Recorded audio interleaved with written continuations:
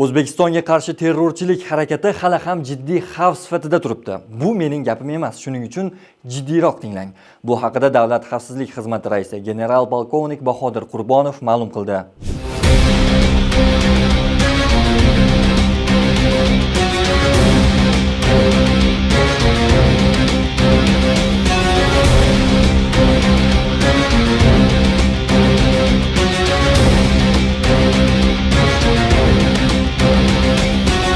Joriy yilning 13-yanvar kuni Prezident Shavkat Mirziyoyev raisligida o'tgan Xavfsizlik kengashining mamlakat harbiy xavfsizligi va mudofaasini mustahkamlash masalalari bo'yicha kengaytirilgan yig'ilishda so'z olgan. Davlat xavfsizligiga asosiy javobgar bo'lgan mulozim mintaqada hozirgacha qo'poruvchilik qilishga intilayotganlar borligini ma'lum qildi.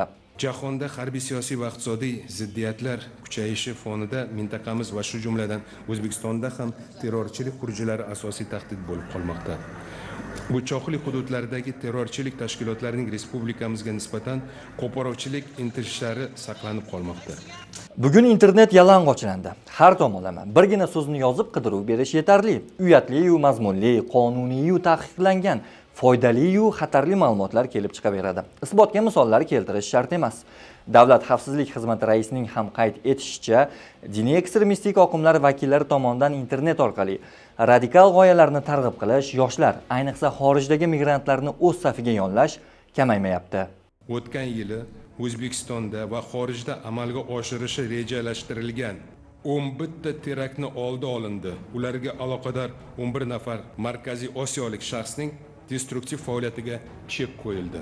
Uning alohida urg'ulashicha, bugun fuqarolar asosiy vaqtini o'tkazayotgan va kundalik foydalanish ehtiyoj darajasiga yetgan virtual makon, ayniqsa ijtimoiy tarmoqlar, aholi orasida buzg'unchi g'oyalarni tarqatish juda qulay va asosiy manbaga aylanib, diniy vaziyatga nisbatan salbiy ta'sir ko'rsatmoqda.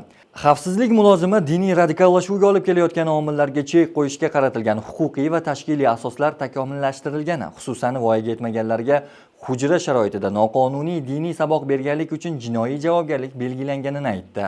Diniy radikallashuvga olib kelayotgan omillarni chek qo'yishga qaratilgan huquqiy va tashkiliy asoslar takomillashtirildi. Xususan, voyaga yetmaganlarga hujra sharoitida noqonuniy diniy saboq berganligi uchun jinoiy javobgarlik belgilandi. Xorijdagi migrantlarimizni radikal g'oyalardan asrash maqsadida yangi tajriba doirasida imom xatiblarning ular bilan muntazam muloqoti yo'lga qo'yildi. Xususan, o'tgan yil davomida 29 nafar tajribali va iqtidorli imom xatib mehnat migrantlarimiz ko'pchilikni tashkil etiladigan xorijiy davlatlarga xizmat safariga yuborildi. Faqatgina AQSh, Janubiy Koreya va Rossiyadagi tadbirlar doirasida 50 mingdan ortiq fuqarolarimiz qamrab olindi. Bugun davlat chegarasi orqali transchegaraviy tahdidlar va narkotrafik, qurol-yarog', tovar-moddiy boyliklarining noqonuniy olib o'tilishi o'z dolzarbligini yo'qotmayapti. Shu sabab O'zbekiston chegaralari eng yaxshi deya ta'riflanuvchilardan biri Turkiyada ishlab chiqarilgan Bayraktar dronlari bilan kuzatib borilmoqda. Bahodir Qurbonov davlat chegarasini qo'riqlash va himoya qilish tizimi anchayin zamonaviylashganini anglatuvchi raqamlarni ham ochiqladi. Berilgan ma'lumotlarga ko'ra, davlat chegarasining 42% video kuzatuv tizimi bilan jihozlangan. 1117 km optik tolali aloqa liniyasi tortilgan. Chegara qo'shinlari avtozirhli texnikalari bilan 18% ga, suzish vositalari bilan 86% ga, qurol aslaha va o'q-dorilar bilan 100% ga, elektron optik vositalar bilan 78% ga butlangan. Aytilgan atamalarning barchasi nima ekanini bilmassiz ehtimol, ammo foiz ko'rsatkichlarining yuqoriligini o'zi ham sizda xotirjamlik hissini paydo qilishi mumkin. Bo'linmalar zamonaviy uchuvchisiz uchish apparatlari bilan ta'minlandi. Bayraktar uchuvchisiz uchish apparati bilan butlangan yangi maxsus bo'linmaning jangovar navbatchiligi yo'lga qo'yildi. Jangovar tayyorgarlik tadbirlari intensivligi va sifat ko'rsatkichlari oshirildi.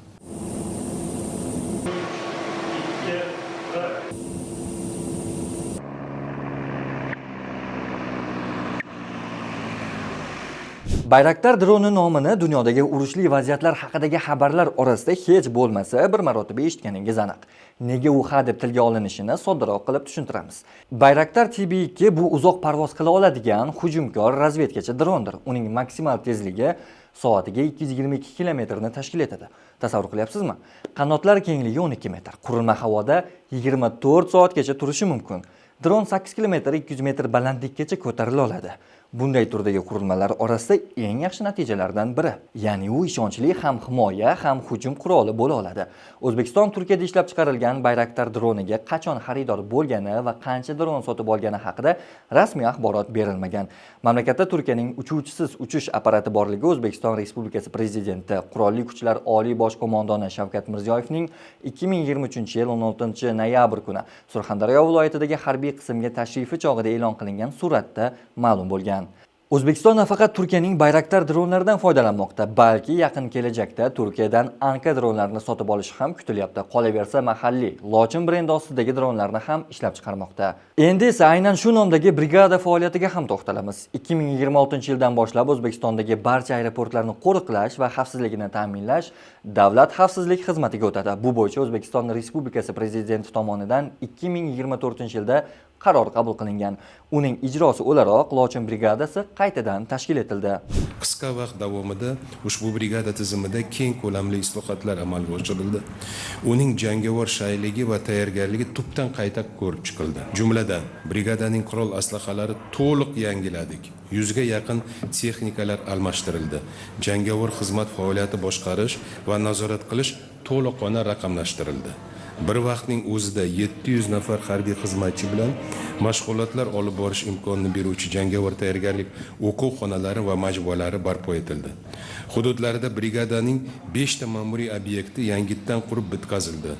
Qurbonovga ko'ra, Toshkent va Toshkent-Xuma aeroportlarini qo'riqlash bo'yicha nazorat patrul guruhlari asosida yangi tizim joriy etilgan. 2026-yilda ushbu samarali amaliyot respublikaning barcha aeroportlarida qo'llanilishi rejalashtirilmoqda. Uning ma'lum qilishicha, brigada bo'linmalarini yengil zirhli avtomobillar, kvadrotsikllar va zamonaviy tungi ko'rish moslamalari bilan ta'minlash bo'yicha ishlar davom ettiriladi. Qilingan ishlar ko'p, nazorat kuchaytirilgan, himoya tizimlari ham zamonaviylashtirildi. Biroq jinoyat sodir etuvchi tomon ham bunday masalalarda ortda qolmayotgandek. Chunki Davlat xavfsizlik xizmati raisi narkojinoyatlar sonini 2 baravarga ortganini ma'lum qildi. 2025-yilda O'zbekistonda huquq-tartibot organlari xodimlari tomonidan 3,6 tonna giyohvand moddalar aniqlanib, savdosiga chek qo'yilgan. Bu raqamlar 2024 va 2025-yillar oralig'ida mamlakatda giyohvand moddalar bilan bog'liq jinoyatlar 2 karra oshganini ko'rsatadi. 2024-yilda 1 tonna 700 kilogramm giyohvandlik vositasi aniqlanib, noqonuniy muomaladan olingan bo'lsa, 2025-yilda bu ko'rsatkich 3 tonna 600 kilogrammni tashkil etgan, ya'ni teng oshgan. Qo'lga olingan jinoyatchilar soni esa 2600 dan 4500 nafarga yetgan. Faoliyatiga chek qo'yilgan yashirin narkolaboratoriyalar 8 tadan 15 taga ortgan. Qurbonov so'zida davom etarkan, yoshlar orasida sintetik giyohvand vositalarini iste'mol qilish bilan bog'liq raqamlarni ham yashirib o'tirmadi. Uning aytishicha, 2025-yilda 180 kilogrammdan ziyod sintetik vositalar va 1 million donadan ortiq psixotrop moddalar qo'lga olingan.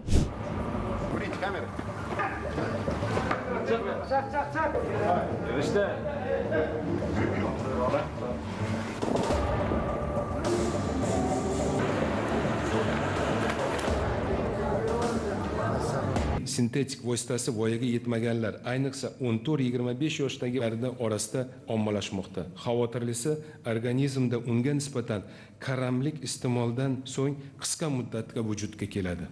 Xumor bilan bog'liq bu illat bir shaxsni hayotining tizginini izdan chiqarish haqida gapirgan general polkovnik Bahodir Qurbonov yana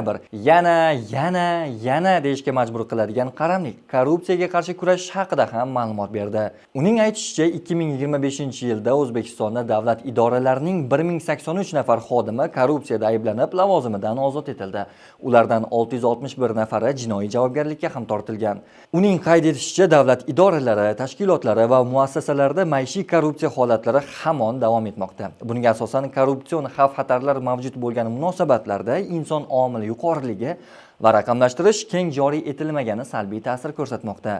Davlat xavfsizlik xizmati raisi 2026-yilda asosiy e'tiborni korrupsion xavf-xatarlar mavjud funksiya va munosabatlarni raqamlashtirishga, huquqiy bo'shliqlarni bartaraf etishga, aholining huquqiy ongini oshirish va ularda korrupsiyaga toqatsiz munosabatni shakllantirishga oid amaliy va targ'ibot tadbirlarini tashkil etishga qaratishga va'da berdi. Korrupsiya tahdidini bartaraf etish yo'nalishida nazorat va huquq-tartibot idoralari hamda boshqa davlatlar tuzilmalarida mansab vakolatini suiiste'mol qilish, poraxo'rlik, tamagirlik qilish va boshqa turdagi korrupsion jinoyatlarga qo'l urish holatlari hamon saqlanib qolmoqda. O'tgan yilda davlat idoralarining korrupsiya va boshqa jinoyatlarga aloqador bo'lgan 1083 nafar xodimlari tizimdan chetlatildi. 661 tasi jinoiy javobgarlikka tortilib sudlandi. Tan olish kerak, korrupsiyaga qarshilar ko'p, ammo noqonuniy oldi berdilar mayda holatlargacha kirib borgan jamiyatda yashayapmiz. Har holda doktor ko'rigiga borib, uning cho'ntagiga 1-2 so'm solib qo'ymaslikni uyat deb biladigan bemorlar. Qoida buzgani uchun jarima to'lashdan qutulish maqsadida yo'l-patrul xizmati xodimiga hujjat orasida 3-4 so'm uzatishni ishbilarmonlik deb hisoblaydigan insonlarni hech bo'lmasa bir marotaba ko'rgansiz. Katta raqamlar ishtirok etgan vaziyatlar haqida-ku gapirib o'tirmaymiz. Shu kabi insonlar ongida odatiylashgan jinoyatlar sabab 2025-yil boshida e'lon qilingan korrupsiyani qabul qilish indeksi natijalariga ko'ra O'zbekiston 2024-yil yakunlari bo'yicha o'z pozitsiyasini o'zgartirmagan holda 180 davlat ichida 121-o'rinni egallagan. Davlat xavfsizlik xizmati raisi mana shu korrupsiyaga oid jinoyatlarni o'zi rahbarlik qiladigan futbol sohasida ham yo'q qilish ustida ishlanayotganini aytdi. Futbol millionlar o'yini, qamrovi keng. Aynan shuning uchun ham unda xavfsizlik masalasi muhim. Shu bois 2019-yildan buyon O'zbekistonda davlat xavfsizligi xizmati raisi bir vaqtning o'zida O'zbekiston futbol assotsiatsiyasi prezidenti lavozimini ham egallab keladi. Futbol sohasini raqamlashtirish doirasida Milliy futbol elektron platformasi ishlab chiqildi. Futbol akademiyalari, maktab va seksiyalarida mashg'ulotlarni onlayn nazorat qilish tizimi yo'lga qo'yildi. Shaffoflikni ta'minlash maqsadida muxlislar tomonidan hakamlarning natijalarini kuzatib borish imkoniyatlari yaratildi. O'zbekiston armiyasida yer ostidan jangni boshqaruvchi komandirlar borligi haqida bilasizmi? Yer ostidan so'zi sizda ham qiziqish uyg'otgani aniq. Bu haqida davlat rahbari raislik qilgan yig'ilishda hisobot berish uchun so'z olgan mudofaa vaziri ma'lumot berdi. General-mayor Shuhrat Xolmuhammedov mudofaa tizimining zamonaviy qurol va harbiy texnikalari hamda yangi o'zlashtirilgan jangovar usullar haqida ham gapirdi. Bo'linmalarning yangi taktik usullarini o'zlashtirish hamda majmuaviy tayyorgarlikka qaratildi. Jangovar nizom va o'quv dasturlariga 14 ta yangi taktik usullar kiritilib, amaliyotga tatbiq etildi. Qo'shinlarda 25 mingga yaqin tadbirlar o'tkazildi. Kompleks o'quv va mashqlar, amaliy otish va jangovar texnikalarni boshqarish 1,5 barobarga ko'payib, intensivligi oshirildi. Ularning 50% tunda bajarilmoqda. Jangovar tayyorgarlikda birinchi navbatda komandirlarni yer osti pozitsiyasidan jangni boshqarish, bo'linmalarni dron, aviatsiya va artilleriya zarbasidan himoyalanish hamda tezkor vazifalarni bajarish ko'nikmalarini oshirishga qaratildi. Barcha poligonlarda yer osti pozitsiyalari, dronlarni boshqarish o'quv obyektlari, Chirchiq, Angren va maxsus operatsiya kuchlari poligonida, skaladrom va motodromlar, Sarosiyo, Nuriston poligonida jangovar liniyalar yangidan barpo etildi. Uchuvchisiz komplekslar mutaxassislarini tayyorlash markazi tashkil etilib, 340 nafar mutaxassislar o'qitildi va sinovlardan o'tkazildi. Shuningdek, general-mayor Shuhrat Xolmuhammedov O'zbekiston armiyasi mudofaa uchun aynan qaysi turdagi qurollardan foydalanayotganini ham ochiqladi. Bugungi tahdidlardan kelib chiqib, janubiy sarhadlarimiz xavfsizligini ta'minlash bo'yicha 3 xil model ishlab chiqilib, 3 bosqichli majmuaviy strategik o'quv o'tkazildi. O'quvning birinchi bosqichi modellashtirish va simulyatsiya markazida olib borildi. Ikkinchi bosqichda razvedka, aviatsiya va havo hujumidan mudofaa bo'linmalari bilan maxsus taktik o'quvlar tashkil etildi. O'quvda ilk bor masofaviy video terminal orqali Winlong kompleks avia zarbalari razvedka bo'linmalariga onlayn uzatildi. Yangi dron bo'linmalari va antidron qurilmalari qo'llanilib, imkoniyatlari sinovdan o'tkazildi. Qo'rquduq poligonida havo hujumidan mudofaa bo'linmalari mamlakat havo sarhadlarini himoya qilish bo'yicha siz olib bergan KS-1, FD-2000, Pechora, QV-18, FM-90 zenit komplekslaridan birinchi marotaba tunda va qiyin ob-havo sharoitida bir nishon, bir raketa tamoyilda jangovar otishlar o'tkazilib, eshelonlashtirilgan havo hujumidan mudofaa tizimini yaratishga erishildi. Kattaqo'rg'on poligonida ilk marotaba modernizatsiya qilingan Su-25 samolyotidan 4000 metr balandlikda Lizard 3 boshqariladigan va FAB-250 aviabombalar bilan shartli dushmanning qo'mondonlik punkti va zirhli texnikalar kolonnasi yakson etildi. Mazkur yig'ilishning umumiy mazmuni shuni ko'rsatadiki, O'zbekiston bugun xavfsizlikni faqat qurol bilan emas, ong, texnologiya va tizim orqali ta'minlashga urinmoqda. Terrorizm endi faqatgina portlashlar bilan emas, oddiy post, video va g'oyalar bilan tahdid qilyapti. Chegara xavfsizligi uchun endi simlar tortilishi yetarli emas, zamonaviy texnologiya, kamera orqali kuzatuv va dronlar markazga chiqmoqda. Jinoyatlar ko'lami yashirilishi kerak bo'lgan sir sifatida saqlanmayapti. Raqamlar bilan ochiq tan olinmoqda. Eng muhim xulosa shuki, davlat xavfsizligiga faqat kuch ishlatar tizimlar majburiyati emas, balki jamiyat ongining holati bilan bevosita bog'liq. Agar yosh onglar radikalizm va narkotikdan, jamiyat esa korrupsiyadan xoli bo'lmasa, eng zamonaviy dron va qurollar ham, eng kuchli qonun ham yakka holda yetarli bo'lmaydi. Shu sabab yuqoridagi hisobotlarni bajarilgan ishlarni ko'rsatish emas, balki ochiq ogohlantirish sifatida qabul qilish kerak. Xavf bor, choralar ko'rilmoqda, ammo mas'uliyat faqat davlat emas, jamiyat, ya'ni siz va bizning ham zimmamizda. O'zbekiston!